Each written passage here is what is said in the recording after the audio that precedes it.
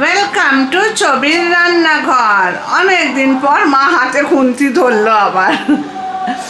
এ নাও, এখন আমি করব দুধ চিকেন নিউট্রিপটে।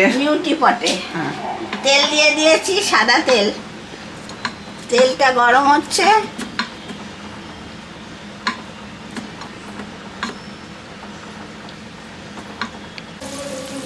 তেল গরম হয়ে গেছে, এবার পেঁয়াজ দিয়ে দিচ্ছি। মাকে বললাম, মা আলু পটল লাউ আর খেতে পাচ্ছি না, এবার একটু আজকে হালকা করে চিকেনটা করে, এটা বেশ ভালো হয় খেতে, খুব হালকা হয় তো, বেশি মশলা টশলা পড়ে না। ততক্ষণ আমি দেখে দিই মাংসে কী কী দেওয়া হয়েছে। চিকেনটা ম্যারিনেট করে রাখা রয়েছে, বেশি কিছু না, একটু আদা, একটু রসুন, একটু নুন আর টক দই, ব্যাস, আর কিচ্ছু দিইনি। এই যে পুরো ম্যারিনেট করা রয়েছে। এবার পেঁয়াজের চিনিটা দিয়ে দিচ্ছি। এবার দিচ্ছি মাংস।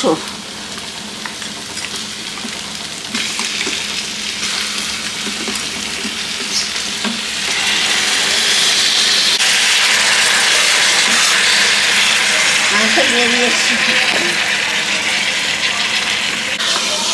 চিকেনটা এখন যেহেতু কষা হচ্ছে, তাই এখন রাখা হয়েছে ভুনাতে, সটেতে।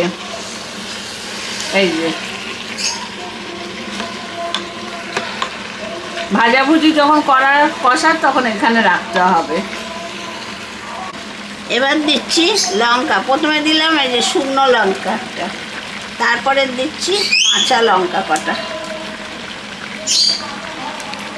এবার দিচ্ছি নুন, অল্পই দিচ্ছি, আগে নুন মাখানো আছে এতে, তাই আমি এখন অল্প করেই দিলাম।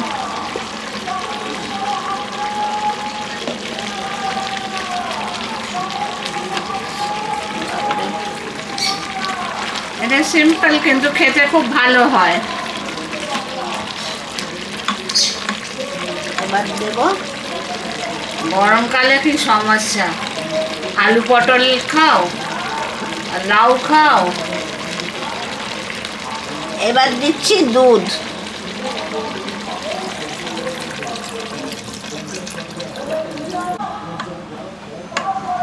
এবার দিচ্ছি ময়দা, ওই আটা ময়দা একটা দিলেই হবে।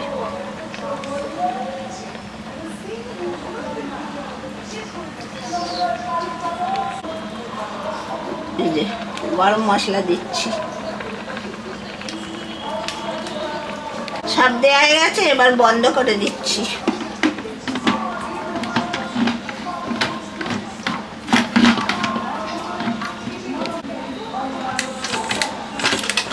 ওই এই দিকে, এইদিকে, এই তো ঠিক আছে।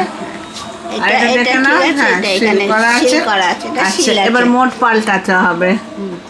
এই এটা দেবো 10 মিনিট।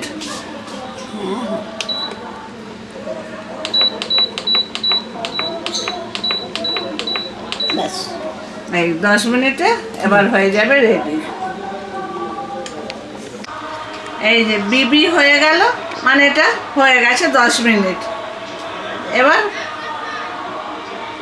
অফ করে দিলাম, দিয়ে এটাকে এখন স্টিমে থাকবে 5-10 মিনিট, তারপরেই হয়ে যাবে রেডি দুধ চিকেন। হ্যাঁ, আর আপনারা কিন্তু লাইক আর সাবস্ক্রাইব করতে একদম ভুলবেন না। এই গরমে মা অনেক কষ্ট করে রান্না করছে। স্টিম বেরিয়ে গেছে, এবার খোলা হচ্ছে।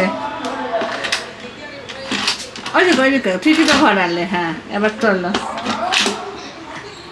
ট্যাংটা ট্যান রেজাল্ট, না কি যেন, দুধ চিকেন রেডি।